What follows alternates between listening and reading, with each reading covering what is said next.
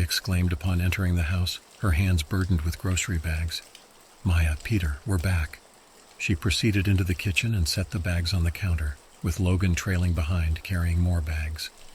The quick footsteps of their 2 children approached, and she glanced up to see them making a beeline for the kitchen counter. "Did you bring the ice cream?" Peter asked eagerly. "Absolutely," Natalie replied, extracting a small carton from one of the bags.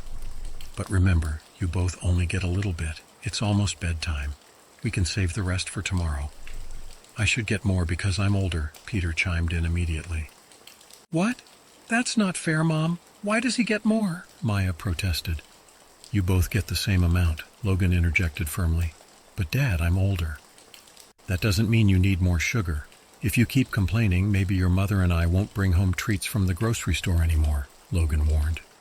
Peter sulkily took a seat at the table, while Maya beamed. Natalie was nearly finished preparing the ice cream by then, and she scooped a spoonful for herself right from the carton. "Can I have chocolate syrup on mine?" Maya asked. "I want chocolate syrup too, Mom," Peter chimed in. "No chocolate syrup for anyone. There are already chocolate chunks in the ice cream," Natalie replied as she handed her children their bowls. "Mom, can Peter and I trade? His bowl is bigger." Natalie sighed, shooting her husband an annoyed glance. She mouthed, "Why did you promise them ice cream?" Logan simply nodded, slightly lowering his head. "Mom, I don't want to trade if mine is bigger." "You both got 3 scoops. They're exactly the same. It just looks different because of the lighting," Natalie explained. "Mom, can I have different lighting to make mine look bigger?" "No, honey, just enjoy your ice cream and you can have more tomorrow," Logan said. "Now hurry up, it's almost bedtime." Maya and Peter started eating their ice cream more energetically, and Natalie went to put the ice cream away. She yawned as she passed by Logan and leaned in. "I'm going to get ready for bed. Can you tuck the kids in tonight?" "Of course, honey, you go ahead. I'll take care of it." "Thank you," she said as she planted a quick peck on his cheek. Afterward, she made her way to Peter and Maya to bid them good night. She gave each of them a gentle kiss on the forehead while they eagerly devoured their dessert. Then she retreated to the bedroom to complete her nightly routine, which included brushing, flossing, and removing her makeup. As she went about her preparations, the clinking of bowls in the sink and the pattering of the kids' feet racing up the stairs reached her ears. Logan was directing them to be ready for bedtime within the next 5 minutes. She plugged her phone into the charging cord and took a final glance at her email before powering it off. Turning off her bedside lamp, she settled in for the night, only to have the room illuminated again a few minutes later when Logan entered. "Sorry, honey," he apologized. "Ugh," she groaned in response. He made some more noise for a few minutes before extinguishing the lights once more and joining her under the covers, wrapping his arm around her shoulder. "I'm really proud of you today," he said. I can do better than 7th place," she replied. "Well, the last time I remember, you placed 15th. You've definitely improved. One day I'll win. I just need to spend more time on the bike. It's the cycling part that's holding me back." "When's the next race?" "There's another one in a neighboring town next month." "That's good. You'll have plenty of time to build your biking stamina." "Will you finally join me for that one?" I'll think about it." "You should. Maybe." She felt herself getting sleepier as the exhaustion from the race caught up with her. Gradually, her body began to shut down, and she drifted off to sleep. Suddenly, the sound of little feet running down the stairs and towards the kitchen jolted her awake. She groaned and turned over in bed. "Logan?" she called, nudging her husband. "Logan?" He responded with a snore, and Natalie groaned. "Always the first one out, lucky dog," she muttered. Sitting up in bed, she called out, "Who's out there? Maya, was that you?" She waited for a moment but received no response. With a sigh, she got out of bed and made her way down the hallway, trying to conceal the exhaustion in her eyes. Wincing as she flipped on the kitchen light, she scanned the room for Maya. "Hey, what are you doing out of bed? It's past your bedtime." I had to use the bathroom," Maya replied. "Then why are you rummaging through the freezer?" "Because after I used the bathroom, I got thirsty and wanted some ice for my water." "Maya, you know you're not supposed to drink water this late. You might have an accident." "No, I won't. It'll be fine." "Can you promise me that you won't have an accident?" "Yes," Natalie replied with a sigh. Okay, have a sip of water, but just a small one, all right? She nodded as she closed the freezer and reached for her water cup. Will you turn off the lights when you're finished? Mm-hmm. All right, good night, I love you. I love you. Natalie turned the corner, heading back to the master bedroom. After a minute, she heard Maya switch off the lights and hurry back upstairs. However, her footsteps grew more distant, puzzling Natalie. They had a bathroom upstairs, and she hadn't heard Peter using it. Why would Maya come all the way down here to use it? The next morning, Natalie woke up with sore arms and legs. She groaned as she reached to silence her phone's alarm, yawning as she sat up in bed. Logan groaned, rolling over. Are you still tired? Natalie yawned. Yeah, it's still early. Pastor Sallow's service doesn't start until noon. It's already 9. I need to get ready. Why do women always take so long to get ready? You don't need 3 hours of prep. Actually, I need 4. I chose to hit the snooze button a few times. Well, have fun. I'm going to enjoy some weekend laziness for a bit. No, you have to make breakfast for the kids. Can't they just have cereal like last week? I can't let them eat that stuff all the time in good conscience. So what should I make them? How about eggs? There was a brief pause. All right, I'll whip up some eggs. Great. Natalie put on a bathrobe and headed out of the bedroom towards the kitchen. I'll get something for myself, she muttered. She grabbed a banana and out of the corner of her eye spotted the freezer. The kids weren't up yet, so they wouldn't witness her setting a poor example by indulging in a few spoonfuls of ice cream for breakfast. It had been a while since she had any, given her training for the triathlon, but it sure sounded tempting right now. She walked over and opened the freezer door. Where did I put it? She muttered to herself. Her eyes quickly scanned each shelf, but when she couldn't find it, her hands started rearranging the items. Suddenly, the memory of Maya coming to the freezer in the middle of the night rushed back, and she closed the freezer door in frustration. That sneaky little one! She marched up the stairs towards her daughter's room, knocking gently on the door. Maya, it's Mommy. Can I come in? No response. Maya, I'm coming in. She turned the doorknob and entered the room to find Maya sitting on her bed, engrossed in one of her picture books. Hello, Mom, she greeted. Maya? Yes? Do you have any idea what happened to the ice cream last night? Her expression suddenly turned pale as she met her mother's gaze. No, I don't, Mom. Are you being truthful with me, Maya? Yes. If I were to search your room, would I find an empty ice cream container and a spoon? No, Mom, you wouldn't find anything. I didn't even take a spoon last night. And what about the ice cream itself? No, I didn't take that either. Natalie stepped further into the room, scanning her surroundings. She bent down to pick up some stuffed animals from the floor, but found no ice cream containers hidden beneath them. She peered under the bed and quickly checked the closet, before finally resorting to inspecting her drawers. If Maya had dared to stash such a mess in her clean clothes, she was in for some serious trouble. However, she discovered nothing incriminating. See, Mom, I told you I didn't take it. Natalie raised an eyebrow at her daughter. Perhaps Peter had sneaked into the kitchen in the middle of the night while she was sound asleep and taken it to his room. Or worse yet, someone who had finished it off might have disposed of the container in the trash can. She needed to find some evidence there. Daddy is making breakfast for you guys. Be ready in about 10 minutes, and after you eat, take a shower. Then come to my bedroom and I'll help you with your hair. Okay. She resumed reading and Natalie exited the room. Her thoughts were consumed by the need to check the trash can. During the afternoon sermon, Natalie struggled to concentrate, her brow furrowed as she stared ahead. The ice cream container hadn't been in the trash can. She had also checked Peter's room, but it was nowhere to be found there either. She even searched the toy room, thinking that whoever had finished it last night might have hidden it there to deflect suspicion, but it remained elusive. Logan suddenly nudged her, and she glanced at him. He handed her a clipboard and a pen. It was a sign-up sheet. Mrs. Mortensen had undergone hip surgery the previous week and needed meals delivered to her. Natalie pondered whether she could contribute. Monday and today were the only remaining days without volunteers, but she wasn't sure if she wanted to. Mom? Shh, Mommy's trying to pay attention, sweetie. Mommy, do we have any chicken? Maya asked anyway.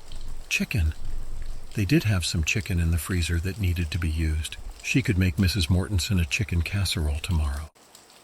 Natalie clicked the pen and scribbled her name and phone number on the sheet before passing it to Peter, instructing him to continue passing it along. "Mommy," Maya whispered. "What is it, Maya?" "Do we have any chicken at home?" "Yes, we do have chicken. Please just pay attention, Maya." "Okay." Natalie looked back at the pastor, a faint smile on her lips for some inexplicable reason that eluded her. She glanced at her daughter, puzzled for a moment before refocusing her attention on the sermon. During their weekly family board game that evening, Natalie couldn't stifle her yawns. Her gaze drifted towards the kitchen sink, and her heart sank at the sight of the piled-up dishes. Glancing at the clock, which showed just a few minutes past 8, she realized it was time for Maya and Peter to go to bed. "Mom, that clock is fast, don't forget," Peter remarked, clearly aware of her attention. "Only by 2 minutes, Peter," she replied. "But Mom, we have to finish our game," Peter protested. "If you wanted to finish the game tonight, you shouldn't have chosen something so long," Logan interjected. "I think it's time for you two to head upstairs and brush your teeth." "Please, can we finish our game?" Maya whined. "Nope, we can play some more tomorrow after dinner. How does that sound?" Natalie suggested. Maya let out a huff and reluctantly made her way towards the stairs. "What about me?" Peter asked. "Is it my bedtime too?" "Yes," Logan confirmed. "You too." "Dang," Peter grumbled as he got up and followed his sister towards the stairs. "You want to save the dishes for tomorrow?" Logan asked, looking at his wife. "When would we do them, though? It's Monday. The kids have school and you and I have work. We can make the kids do them after school." "Logan, they're both way too young. I don't think any of it would genuinely get cleaned." "Maybe," he mumbled, "but there's only one way to find out."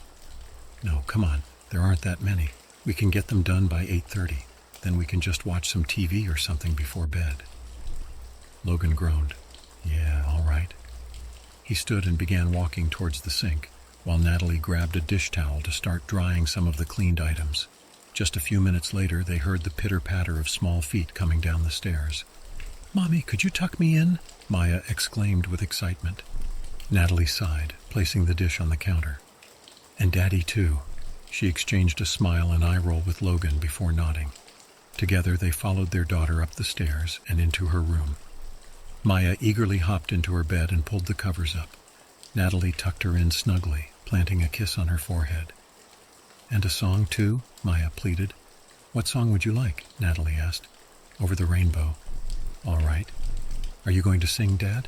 "Sure," Logan sighed. Maya beamed as they started singing, though Logan's voice was a bit off-key. She continued to grin at them and received a goodnight kiss from each parent once the song concluded. "Good night, sweet angel," Natalie whispered. "Good night, Maya." "Night, Mom and Dad." Maya rolled over, facing the wall, and sighed. "Mom?" Peter's voice came from the adjacent room. "Mom, will you tuck me in too?" Natalie sighed again. "Yeah, we're coming." She rose and walked down the hall, Logan trailing behind her. They entered their son's room, and Natalie knelt beside his bed. "Do you want a song too?" "Can I have 2 songs, since I'm older than Maya?" She groaned inwardly, casting a glance at Logan. He merely shrugged. "All right, Peter," he grinned. "Thanks. What songs would you like?" Can I have Over the Rainbow too?" "Of course, and then..." Natalie turned her head when she heard Maya running down the hall. She stepped out and saw Maya heading for the stairs in her pajamas. "Hey, Maya." She stopped, turning to look at her mother. "Yes? Where are you going?" "To the bathroom." "Why aren't you using the bathroom up here?" She paused, thinking for a moment.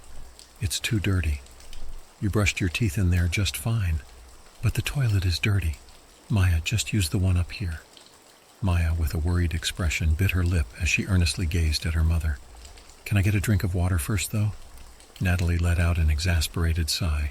"Fine, but I'm not tucking you in again, got it?" Maya nodded in understanding. "Okay." She proceeded to head downstairs, making her way towards the kitchen. Meanwhile, Natalie returned to Peter's room, where Logan was softly singing Over the Rainbow. She joined in, watching her son's eyes gradually droop. After a few moments, she heard Maya coming back up the stairs. She glanced out the door and down the hall, observing her daughter go directly into her bedroom, and promptly closed the door behind her.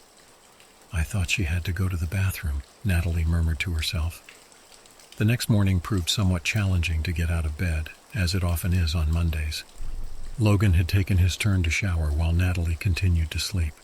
Eventually it was her turn. Logan emerged, dressing in a collared shirt, as she entered the bathroom for her shower. About half an hour later, she emerged to find Logan preparing sandwiches for the kids' lunches. "Come on, Maya, hurry up and eat. The bus will be here soon." "I don't like scrambled eggs." "Well, at least finish your toast," Logan sighed. "It touched the eggs." "I'll eat it," Peter exclaimed. "No, Maya needs to eat it." "If she doesn't finish it in the next few minutes, you can have it, Peter," Natalie said. Peter grinned and quickly consumed the last bite of his toast, washing it down with the remainder of his milk. "But he already ate, Mom," Maya protested. "If you're not going to eat it, we won't let it go to waste," Natalie retorted. "What meat are you using for their sandwiches?" she asked Logan. "Ham," he replied, also washing off a couple of apples for their lunch. "Logan, we need to use up the roast beef first." "Well, how was I supposed to know that? Because the beef was open and the ham wasn't?" "Well, I didn't see the beef." "Mom, can I eat Maya's toast now?" "No, I want it." "But you're not eating it." Natalie groaned as she opened a banana for herself. "I hate Monday mornings. The bus will be here soon, then we'll be off to work." Maya walked up to the counter, placing her plate by the sink, still covered in food. "Are you done?" "Yep, but don't let Peter have it," she grumbled. "But I want it." "He can have it, Maya. Are you guys almost ready for the bus?" Maya suddenly touched her mother's hand, tugging on it gently. "Mom?" "What, Maya? What kind of meat did you say we have?" "Roast beef and ham. You're getting ham today." She sat there for a moment, staring ahead. "No chicken?" "No chicken." She groaned, looking longingly at the stairs. "That'll work, I guess." Natalie gave her daughter a puzzled look, raising her eyebrows. "What?" "Never mind, I think no chicken will work." She nodded. "Okay? Kids, the bus is here," Logan shouted. Natalie looked up and watched Maya and Peter head for the door, grabbing their backpacks and lunchboxes. "I love you. Bye." "Bye, Mom." "Bye." They stepped out the door and closed it behind them. Natalie turned and sat down, letting out a sigh as she left her banana peel on the table. "No chicken will work? What the heck was that supposed to mean?" "Well, are you almost ready?" "Yeah, let me pull out the frozen chicken first, though. I've got to let it thaw out today." "Okay, I'll wait in the car for you." Logan stepped out of the car and Natalie headed toward the freezer. Natalie's office was en route to Logan's, so he would drop her off there every day before work, saving on gas. It was a nice arrangement, as it allowed them some extra alone time together before she had to go to the office. Sometimes they were just too tired in the evenings to visit as they wanted. And as an added bonus, she paused, furrowing her brow. Where could the chicken have gone? She wondered aloud as she rummaged through the freezer with increasing determination, pulling items out and stacking them on the counter behind her. Shelf after shelf was emptied, yet there was no sign of the chicken. "The heck," she muttered to herself. She distinctly remembered placing it in the freezer just the other day when she stored the ice cream. First, the ice cream had vanished, and now the chicken seemed to have followed suit. It was as if they were disappearing into thin air. Logan honked the car horn impatiently, prompting her to hastily cram everything back into the freezer. She did so with a certain disregard for organization, just enough to ensure the freezer door would close properly. Then she headed out to the garage and climbed into their SUV. "After work, we need to swing by the market," she announced. "Why's that?" Logan inquired as he backed the car out of the driveway. "The chicken is gone," she replied, securing her seatbelt. "Gone? Are you sure we even had any?" "I saw it when I put away the ice cream on Saturday night." "Huh. First the ice cream disappears and now the chicken." She shrugged. "Seems that way."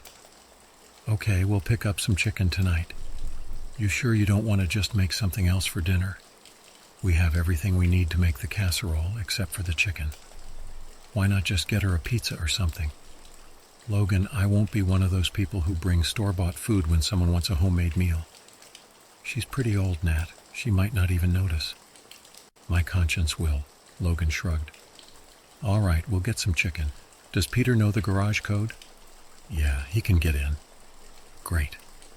As she looked out at the road, Natalie couldn't help but wonder where their food was disappearing to.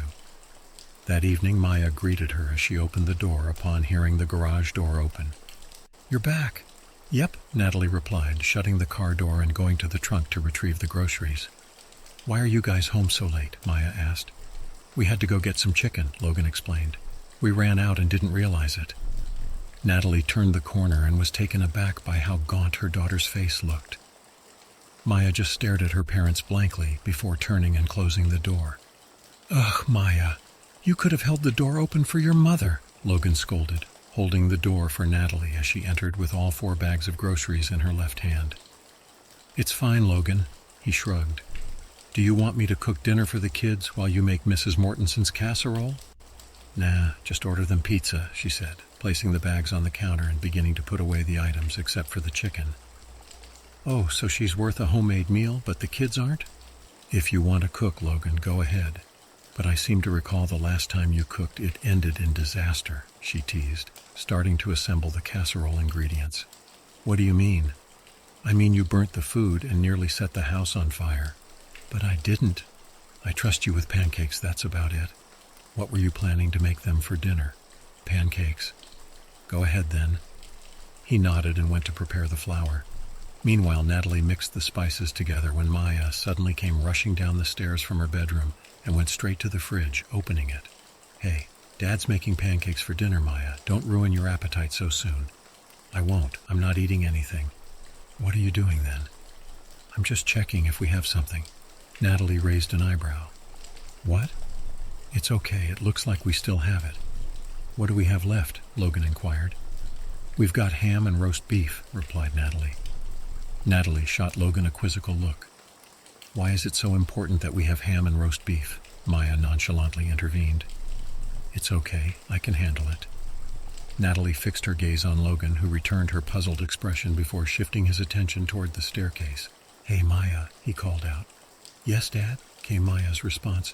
"Do you know what happened to the chicken?" "What chicken?" "The one in the freezer. I remember you asking your mother on Sunday if we had chicken. She said yes, and the next day it disappeared." A brief silence followed. Natalie and Logan couldn't see Maya from where they stood, so they patiently awaited her response. "I don't know anything about it," Maya finally answered. Logan raised an eyebrow, casting a glance at his wife. "Will you go and talk to her about this?" Natalie requested. He shrugged. "Sure, I'll be back in a moment." Natalie nodded. "I'll continue working. You go and talk to her." He left the kitchen as she preheated the oven and began dicing the chicken. Natalie's mind raced as she contemplated Maya's involvement in this mystery. Where could she have hidden the chicken? If she ate it, she should be experiencing symptoms of salmonella by now. Perhaps the chicken was still hidden somewhere, emitting a foul odor, but Natalie didn't detect any unusual smells. Granted, she hadn't been to Maya's room today. Maybe there was a smell there. Yet even if Maya had eaten the chicken, it still didn't explain why she would sneak down to the freezer in the middle of the night for a snack. She'd be more likely to grab chocolate or potato chips from the pantry. After some time, Logan returned from upstairs, just as Natalie was placing the casserole in the oven. "Any progress?" she inquired. "Nothing," he shrugged. "Maya insists she doesn't know where the chicken or the ice cream went. I also spoke to Peter. He claimed he didn't even know we had chicken." Natalie gazed out the window as she washed her hands, allowing the kitchen sink water to run over her skin. Who else could it have been? "Are you sleepwalking and eating raw chicken in the middle of the night?" Logan chuckled. "If I were, I wouldn't remember it." Natalie dried her hands after finishing at the sink. "How much battery do you think it would take to run the phone camera all night?" "A lot. We'd probably run out of phone memory before the battery died. We could try running the camera while it's charging." "Yeah. What about your mom's old camera?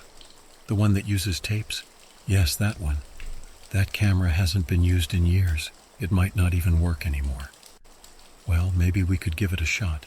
Just plug it in and set up a time-lapse. It would save memory space." "Time-lapse wouldn't work. It doesn't take that long to open the fridge. Besides, isn't setting up a camera going a bit too far? I'm sure you just misplaced the items." "Did I? Did I really, though? I distinctly remember seeing the chicken in the freezer when I put away the ice cream. And have you seen how strange Maya is acting? It's all too suspicious. I know she's involved. She's always been an honest girl, Nat. I doubt she'd lie about hiding raw chicken of all things, let alone do it in the first place. Maybe she's just going through a weird phase. I understand kids can be peculiar, but her behavior this time is just too strange. Logan shrugged. Well, maybe a meal will help clear our heads, huh? I'll finish making the pancakes if you take care of Mrs. Mortenson's meal. Natalie sighed, turning her attention back to the oven. All right, let's do that. Natalie sat on the bed, anxiously awaiting Logan's return to the room. She had already prepared herself for sleep, while he had taken on the task of putting their children to bed. She appreciated his offer. She wasn't quite sure how to approach Maya. During dinner, Maya had remained unusually quiet, her gaze fixed on the refrigerator. Or perhaps Natalie was simply imagining it. She couldn't shake her unease about the mysterious disappearance of their food. Logan entered the room and closed the door behind him, breaking Natalie's thoughts. Are you ready? He asked. For bed? Yes, Natalie replied. No, I'm too tired, she admitted, letting out a sigh. Logan nodded. Okay, I'll just watch it on my laptop. Don't get too many episodes ahead of me, she warned, resting her head on the pillow. At this rate, I'll be several episodes ahead of you. You didn't want to watch it last Monday either. Yeah, well, sleep well then. Natalie suddenly remembered her concerns about Maya. How was Maya tonight? Huh?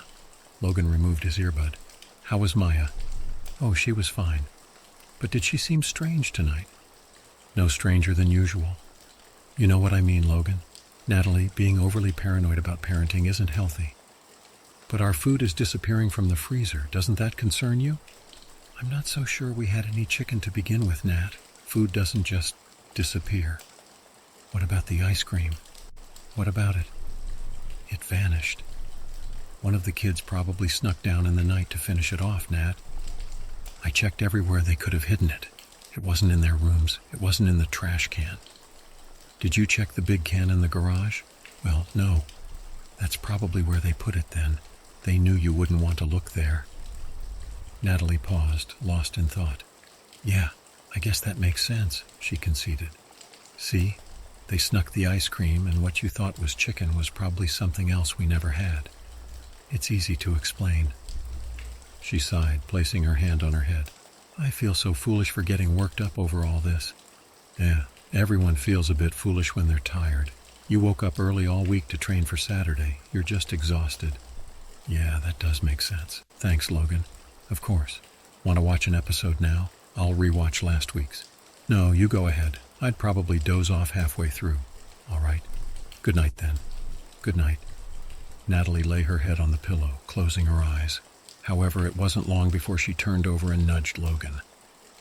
Yeah? He asked, pausing the show and removing his earbud. Can you turn that down? I can hear it through your earbuds. I've lowered the volume as much as I can while still hearing it. Maybe you could go to another room then? She heard the noise again, the sound she initially thought was coming from Logan's earbuds. With the video paused, her brain recognized it as the muffled sound of the refrigerator door closing, followed by the sound of footsteps.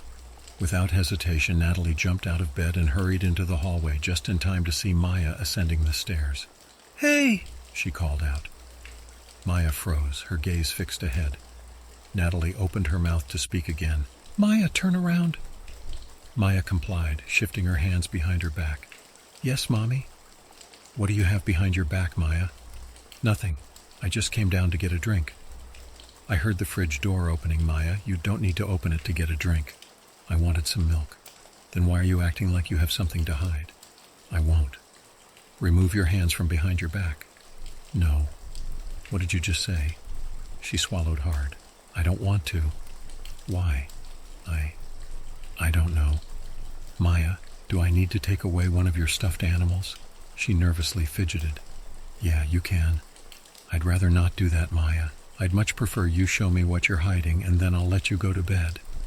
She took a deep breath and reluctantly revealed what she held between her fingers.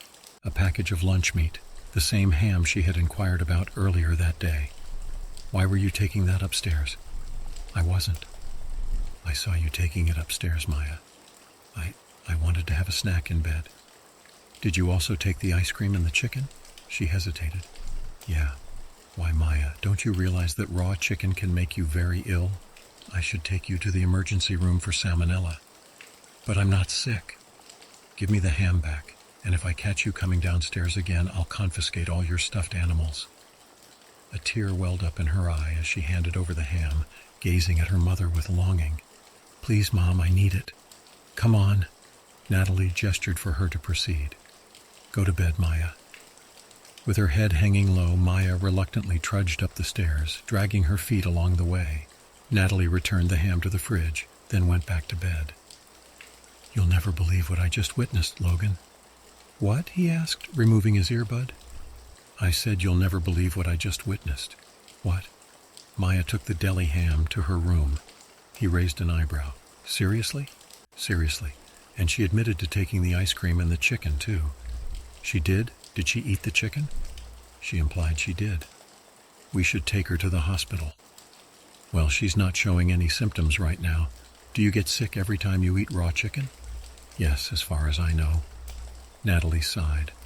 Let's take her to the doctor tomorrow during regular hours. It'll be cheaper than going to the ER.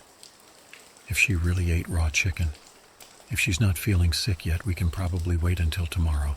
She might just need some antibiotics. Logan sighed. Yeah, maybe you're right.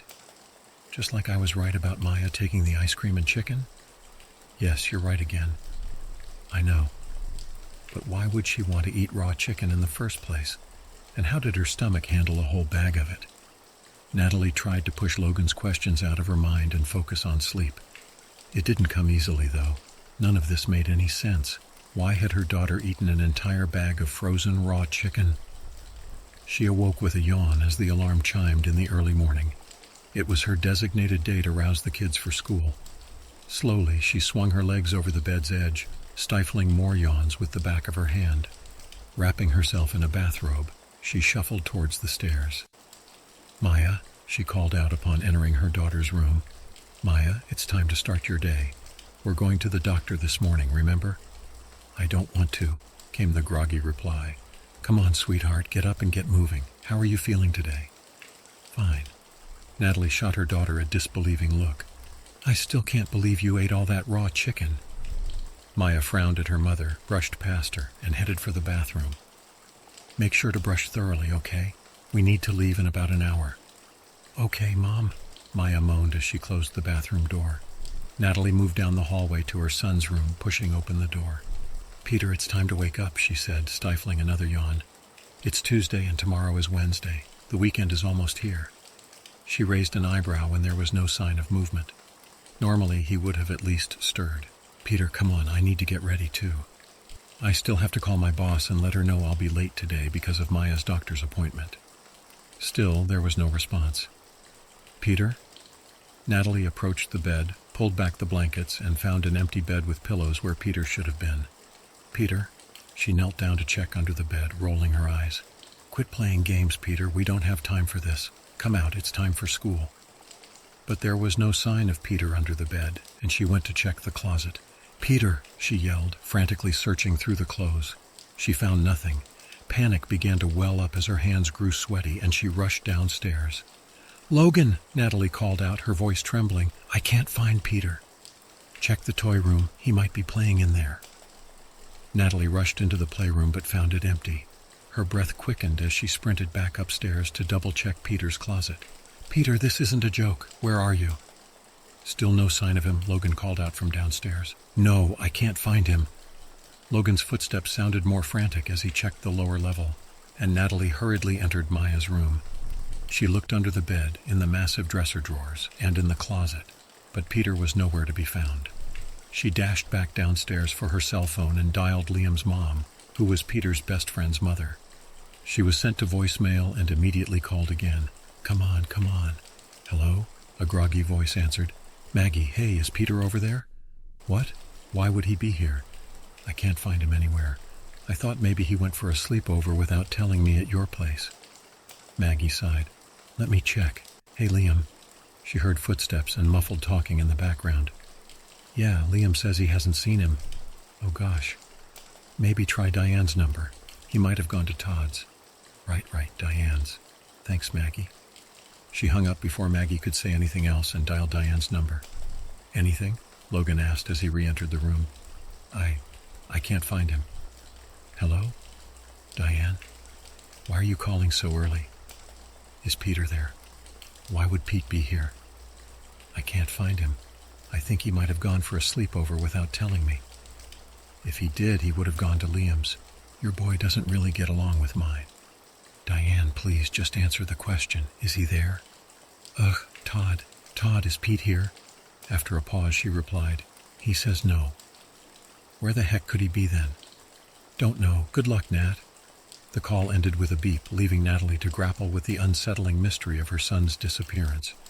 Maya tugged at her mother's shirt as she stood in the doorway, engaged in a conversation with the police officers. Mom, when are we going to the doctor? She asked urgently. Hush, Maya, her mother replied, gently pushing her back behind her leg while refocusing on the police officers. You mentioned you saw him last night? One of the officers inquired. Yes, officer, Maya's mother confirmed. I saw him right before bedtime, and so did Logan. He was the one who tucked him in. So, Mr. Harper, you were the last one to see him? The officer asked Logan. Yes, sir, that's correct, Logan replied. Did he appear upset at all? The officer continued. Logan blinked, thinking for a moment. No, he seemed like he did every night. All right, the officer said. Did he leave a note or anything? No, sir, nothing, Logan responded. Were all your doors locked when you woke up this morning? Yes, sir. Including the windows? Of course, the officer nodded. Mind if we take a look around, Mr. and Mrs. Harper? Not at all, Natalie said anxiously. Just do whatever you need to find my son. The two policemen stepped inside, with one leading the way. And there are no friends' houses he might be at? The officer asked. No, sir, Logan replied. We've already called the whole neighborhood. Any issues with the boy? The officer inquired. Never. He's a well-behaved kid, Logan answered. Would you say this is a generally safe home? The officer asked, turning to Natalie. Natalie was taken aback. Of course. The officer then stooped down, addressing Maya directly. Would you come with me, Miss Harper?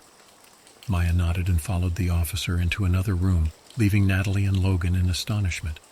Surely they don't think we're involved, Natalie said, her voice trembling. If they do, they'll realize soon enough that we couldn't be, Logan reassured her. Natalie's stomach churned with anxiety until the officer returned, but without Maya. Mr. and Mrs. Harper, I'm going to take Maya away for the time being, the officer announced. What? Why? Natalie exclaimed. I have reason to suspect you two might be involved in this. Maya has expressed feeling unsafe in this home, the officer explained. Natalie's jaw dropped in disbelief. Officer, I need to see her. I'm afraid that won't be possible, ma'am, the officer replied sternly. We're taking her to CPS temporarily while we conduct an investigation. We're not arresting you at this time as there's no probable cause. You can't take my daughter, Natalie pleaded. Officer, please, I just lost my son. I can't bear to lose her too. Natalie collapsed to her knees and Logan put his arm around her for support. Just stay back, ma'am. Maya is coming with us, the officer said. No, oh, officer, no, Natalie cried out. The second policeman guided Maya out the door. Before stepping off the front porch, she turned to look at her mother one last time. Mom, just keep putting food in my room. I'm sorry I had to use Peter. He would have enjoyed the ham, and chicken even more. Natalie looked up through teary eyes, silently mouthing the word, what, as the officers led Maya away from the property and toward their car. We'll be in touch, the officer said before closing the door. No. Natalie couldn't stop her anguished cries as the officers walked away. Logan held her in his arms, comforting her like a child as she sobbed uncontrollably. It's going to be all right. It's going to be all right, baby. I promise. Everything will work out, Logan whispered soothingly to his distraught wife. For obvious reasons, Natalie decided to skip work that day, just like Logan. Nevertheless, she made the difficult call to Child Protective Services, alerting them to the possibility that Maya might need treatment for salmonella. This action weighed heavily on her, as it seemed to imply both harm to their son and negligence regarding her other child's consumption of raw chicken. Throughout the day, her hopes continued to diminish, making it increasingly hard for her to function. Breathing felt difficult, walking seemed like an arduous task, and simply existing without her family felt unbearable. Natalie retired to bed early that night, her energy completely depleted, rendering her unable to do anything except lie there. Despite her exhaustion, sleep remained elusive. Maya? Peter? It's okay, honey. Just try to close your eyes. If you give it time, your body will naturally fall asleep. Logan, I don't know if I can. I don't think I'll ever be able to sleep again. Do you want some melatonin? To actually sleep, I'd probably need to overdose on that stuff. Just give it a shot. Take 3 and see how it goes. He handed her the open bottle and she took some. Logan, why is all of this happening to us? I don't know, Nat. I really don't. What did we do wrong? Weren't we good parents? I thought we were. How can we ever get through this? We'll find a way. Let's make sure this brings us closer together instead of tearing us apart. She nodded, wiping away her tears. Yes, we will. Suddenly there was a thud, and Natalie sat up in bed. Did you hear that? Hear what? Another thud. Look, it happened again. Could it be Peter? Logan placed his hand on her shoulder. Honey, it's probably just the wind or the pipes or something. Don't let it drive you crazy. But what if it isn't? Nat? No, I'm going. She jumped out of bed, hastily threw on her bathrobe, and raced to the living room. Another thud. Honey, it's just the pipes. No, it's coming from upstairs. I think it's Peter's room. She sprinted up the stairs, with Logan following closely behind. Natalie.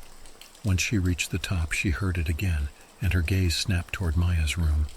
Maya's room. It's coming from Maya's room. She rushed over, heading for the window, expecting to see Peter knocking on it from the tree branch outside. But there was nothing there. No! She sank to the floor, tears streaming down her face. Peter!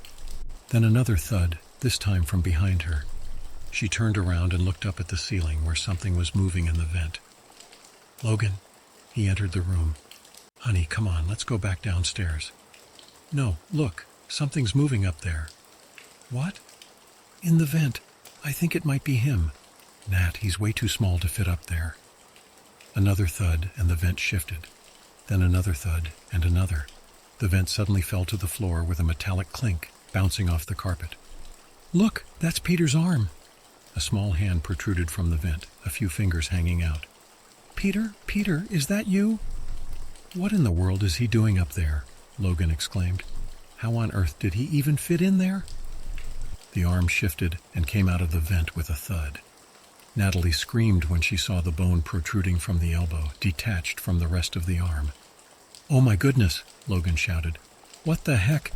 A low growl echoed in the ventilation, and a pair of spindly pale hands emerged from the vent. A whole body followed, crawling across the ceiling like a four-legged spider. It dropped to the carpet, turning to face them, and let out a chilling wail.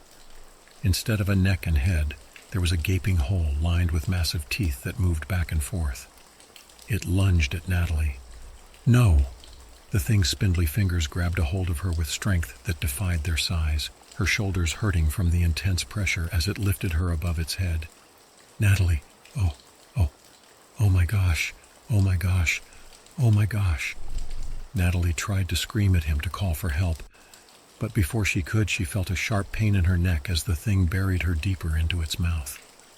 The tongue was like a bag of mud covered in sandpaper, shredding the skin off her face as its jaw clamped down harder.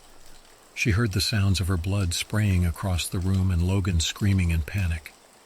It rotated her head around in its mouth so she could see her body falling to the floor outside of its jaws, a spray of blood that landed in her eye being the last thing she experienced before her brain finally ran out of oxygen without its heart and lungs to supply it. And a sudden clarity of what Maya had been doing with the food the past few days.